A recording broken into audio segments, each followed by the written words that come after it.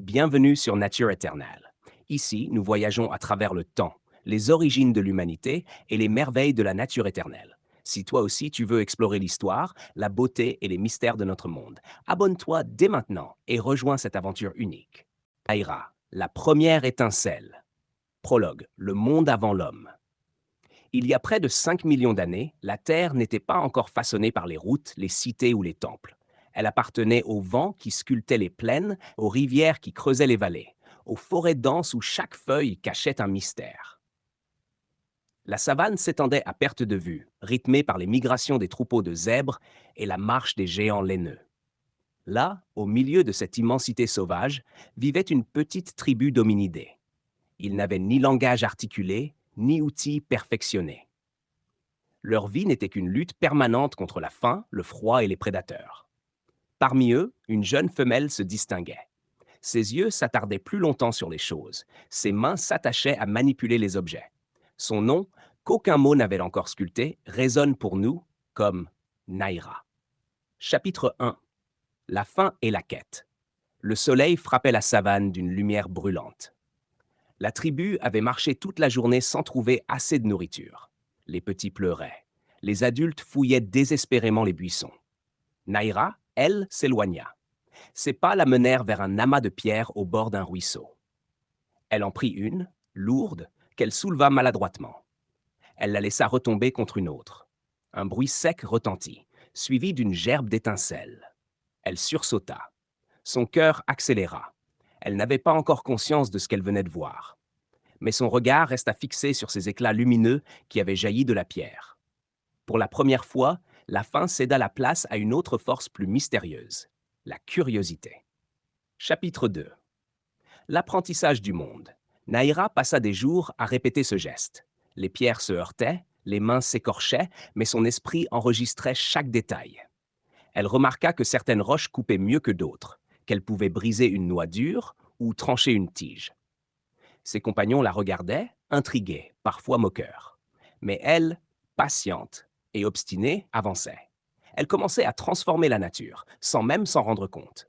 Sous ses doigts naissaient les premiers outils. Dans ses yeux brillait déjà l'intuition que la main pouvait prolonger l'esprit. Chapitre 3. Les géants de la plaine. Un matin, la tribu se trouva face à un groupe de rhinocéros laineux. Leur masse immense faisait vibrer le sol, et leurs cornes semblaient capables de percer les nuages. La peur cloua tout le monde sur place. Mais Naïra observa différemment. Elle vit comment ces colosses avançaient lentement, comment ils inspiraient la crainte sans même bouger. Elle comprit que la force brute dominait ce monde, mais qu'elle ne l'aurait jamais. Alors elle tourna son esprit vers une autre voie, la ruse, l'anticipation, l'intelligence. Là où les bêtes avaient des muscles, Naïra sentait naître dans son cœur une arme invisible, la réflexion. Chapitre 4. La pluie et l'abri. Un orage éclata. Le ciel, noir et lourd, déversa des torrents de pluie. La tribu courut sous les arbres, mais les feuilles trempées laissaient passer l'eau glacée. Naïra, elle, trouva une cavité dans une paroi de terre. Elle s'y engouffra, suivie de quelques petits. À l'intérieur, la pluie n'était qu'un murmure lointain. L'humidité restait, mais le vent et l'eau ne pouvaient plus les atteindre. Pour la première fois, Naïra ressentit la chaleur et la sécurité d'un abri clos. Dans ses yeux, une graine venait de germer, l'idée de maison. Chapitre 5. La terreur de la nuit. La nuit, le danger guettait. Un léopard, rapide et silencieux, surgit des hautes herbes. Il emporta un jeune dans l'obscurité. Les cris résonnèrent, mais tout fut vain. Naïra tremblait, son cœur battait à rompre. Mais au lieu de fuir, elle rassembla les plus petits et les serra contre elle. Ses bras devinrent un rempart fragile. Dans ce geste, il y avait plus qu'un réflexe. Il y avait la naissance de l'empathie. Protéger les autres devenait aussi vital que de se protéger soi-même. Chapitre 6. Le feu du ciel. Une nuit, la foudre tomba sur un arbre sec. Le feu jaillit, rouge et dévorant. La tribu terrifiée s'enfuit. Mais Naïra resta à distance, fascinée. La chaleur réchauffait son corps. La lumière chassait les ombres. Les fauves, eux, restaient loin. Naïra s'approcha, tendit une branche, et la flamme s'y accrocha. Elle hurla et lâcha tout, les mains brûlées. Mais dans son esprit, une vérité venait de naître. Le feu n'était pas qu'un ennemi, il pouvait être un allié. Chapitre 7. Les premiers rêves. Une nuit, après avoir mangé des fruits fermentés, Naïra s'allongea sous les étoiles. Son esprit vacilla, et pour la première fois, elle rêva consciemment. Elle se vit courir avec les zèbres, voler avec les aigles, rugir avec les lions. Au réveil, son regard se perdit dans le ciel. Une question naquit, encore confuse mais immense. Suis-je seulement un corps ou quelque chose de plus grand? Ce fut le premier pressentiment de l'âme. Épilogue. L'étincelle qui demeure. Naïra mourut sans savoir ce qu'elle avait déclenché. Ses mains maladroites, ses gestes hésitants, ses découvertes fragiles, tout cela se transmit silencieusement à ses descendants. Ils apprendront à dompter le feu, à tailler des pierres, à bâtir des abris. Ils inventeront les mythes, les langues, les cités. Et nous, aujourd'hui, lorsque nous regardons le ciel ou allumons une simple flamme, nous portons encore en nous l'étincelle de Naïra. La première curiosité, la première protection, le premier rêve. Car tout commence par une étincelle. Naïra, le feu et la mémoire, les racines de l'humanité. L'éveil du groupe. Depuis sa rencontre avec l'orage et la flamme, Naïra n'était plus la même. Ses yeux s'attardaient plus longtemps sur le ciel, sur les pierres, sur le bois. La tribu la suivait parfois, intriguée. Certains l'imitaient sans comprendre, d'autres la rejetaient, effrayés par ses gestes étranges.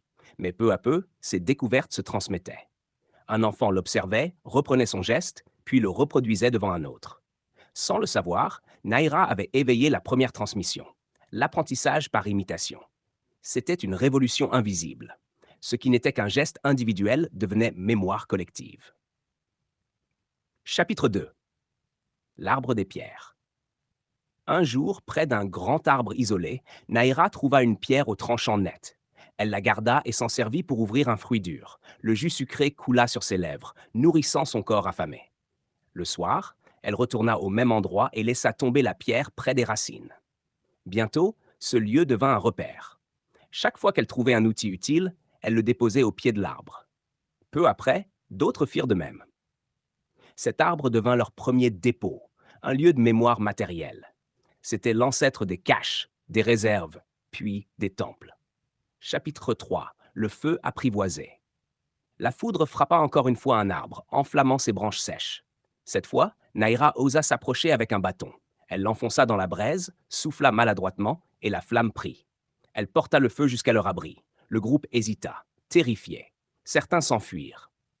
Mais quand la nuit vint, ils découvrirent que les fauves restaient à distance. La chaleur les enveloppait, les insectes disparaissaient.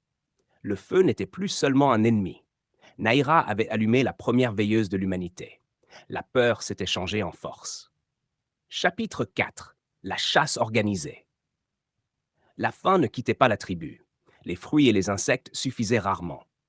Un jour, Naïra observa un groupe de chiens sauvages attaquer une antilope. Ils encerclaient leur proie, chacun poussant l'autre vers l'avant.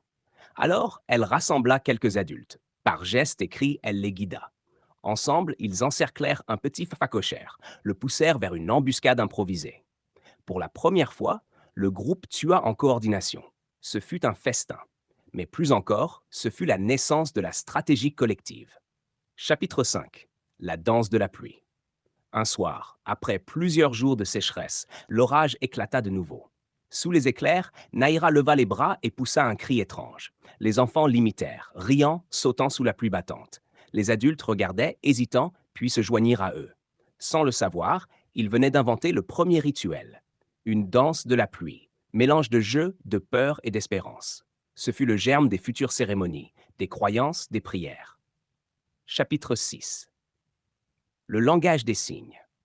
La tribu avait longtemps vécu dans le silence, ponctué de cris et de grognements. Mais avec le feu, les nuits étaient plus longues et les hommes restaient ensemble autour des flammes. Naïra, en montrant un fruit ou une pierre, commençait à associer un son. Les autres reprenaient, hésitants. Un répertoire de signes sonores s'établissait peu à peu. Ce n'était pas encore un langage, mais c'était une préfiguration de la parole. Pour la première fois, l'humanité commençait à donner des noms au monde. Chapitre 7. Les ombres et les rêves. Une nuit, alors que le feu projetait leurs silhouettes sur les parois de la grotte, Naïra observa les ombres danser. Elle montra sa propre forme et émit un son. Un enfant fit de même, riant. Ce fut le début de la représentation symbolique.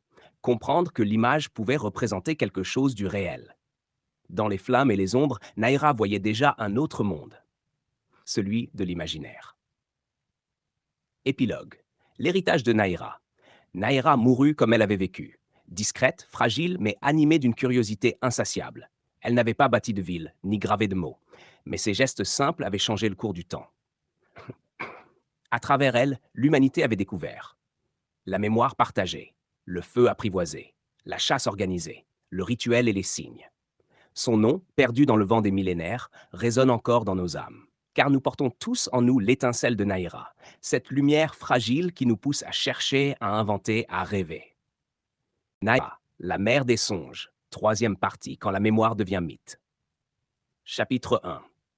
Le temps après elle. Les saisons passaient, les enfants grandissaient, et Naïra n'était plus là. Elle était tombée malade après une longue pluie, son souffle s'éteignant doucement sous le regard inquiet du groupe.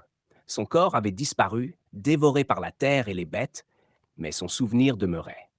Chaque soir, autour du feu, les plus anciens montraient l'arbre des pierres et disaient par geste « Ici, Naïra ». Les enfants répétaient comme s'ils invoquaient encore sa présence. C'était la première forme de mémoire collective, un nom qui survit au corps. Chapitre 2. Le feu de Naïra. Le feu brûlait toujours, transmis d'une braise à l'autre. On disait que Naïra l'avait volé au ciel, qu'elle l'avait offert au groupe pour les protéger de la nuit. Quand une flamme s'éteignait, un ancien murmurait « Souvenez-vous de Naïra ».